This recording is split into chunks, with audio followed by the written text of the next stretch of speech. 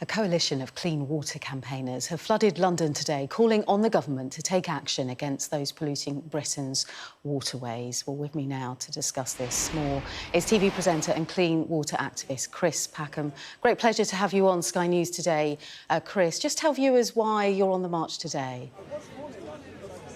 Well, I'm down here on the embankment hoping to be joined by thousands of others because we're very disgruntled about the state of our waters in the UK. Everyone is now aware of the plight that we have when it comes to sewage spills, but it's not just that. We've got microplastics, we've got other plastic pollution, and significantly, we've got a lot of agricultural pollution, runoff coming off of those fields, intensifying the amount of fertilisers that we've got in our rivers, leading to something we call eutrophication, removing all of the oxygen and impacting very negatively on our wildlife. But, you know, I'm a big wildlife fan. It's not just about wildlife. This is about people's too. It's about people's health. It's about their access to that fresh and marine water in terms of leisure. So this is something that very clearly touches everyone and has touched everyone's nerves. Now, we've got a new government and they've made some inroads to addressing the water crisis that we have, but we're impatient. And so we're here today to politely and peacefully ask them to keep their finger on the pulse of public opinion and start fixing this problem. What do you make of the Environment Secretary, Steve Reed? He said that he shares the public's anger about the appalling state of our waterways and saying within 70 days of the election, he says, I introduced new laws to ban the payment of unfair bonuses to polluting water bosses. Do you feel that the new government have got your back? I think Steve Reed is the right man in the right place at this time. Whether the Treasury are going to give him the money that he needs to implement the measures that he needs to help us solve this problem is another matter.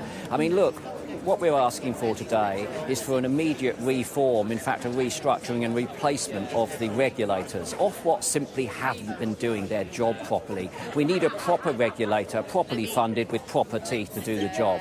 We don't need any more laws. We've got good laws in place to punish people who pollute our waterways, but we need them implemented. And those fines, which we have seen levied in recent times, running into tens of millions of pounds, well, we could increase those because I know it's absurd, but tens of millions of pounds to these greedy water companies is a drop in their ocean. And we need that money to be put straight back into the infrastructure development that must be put in place to cope with the problems that we've got. And then lastly, of course, it's about making polluters pay. You know, the polluters have got to pay for their problems, not the public.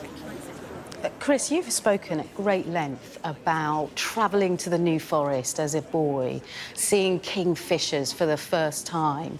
Talk me through some of your concerns for future generations if, you know, as you say, the government don't keep their finger on the pulse with this. Well, look, the situation is at the moment that parents might take their children into a national park or a local park, and typically when you and I as children would have been paddling there with nets catching minnows, those parents at the moment have significant fears that they can't put their children in the water because they can get E. coli or worse. This is where we're at. But we've also got to remember that the health of our waterways is implicitly important to our own health. It's supporting those fundamental ecosystems in the ecology of the UK, which are important for producing our food, providing the fresh water that we need, and sustaining everything else that we rely upon here. So this is a problem which is implicitly important. We've had years of neglect. It's not a problem we don't know how to fix. That's one of the other frustrations. We know what we need. We need more money for the Environment Agency so that they can do their monitoring properly, better resources for them. We need that new regulator, and we need to hold these water companies and all of the other polluters, including the farming fraternity, to account when it comes to their pollution. Chris, when do you expect to see change if the government proceed with the changes that they promise?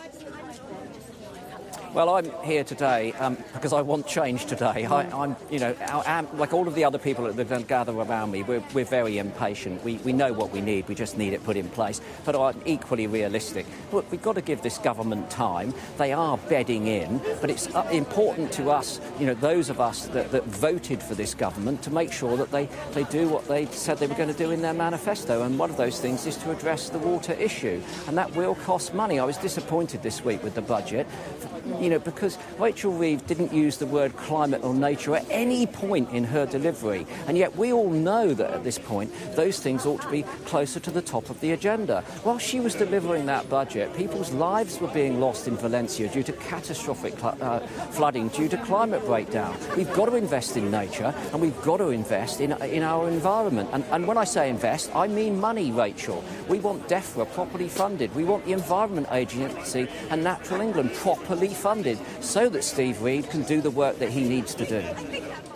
Chris, just before you go, talk us through who's joining you on the march today.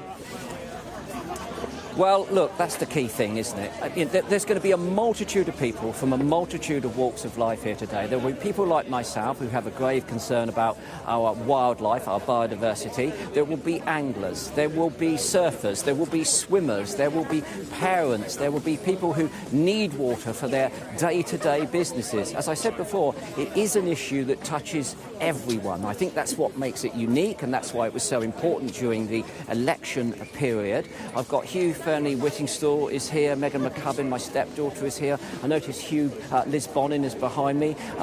Jenny Jones is here, always pleased to see Jenny at these sorts of things. So, yeah, some of the big guns have come out today, but we're looking for a good reaction from the public. And as I say, it's family-friendly, and we're just going to be saying to this government, look, you're in position now, we want some action, here are our demands. Please get on with it, otherwise we're going to get a bit more... well, look, we've all turned up in blue today because we're going to flood the streets. We don't want to be coming back next time dressed in brown, if you get my point.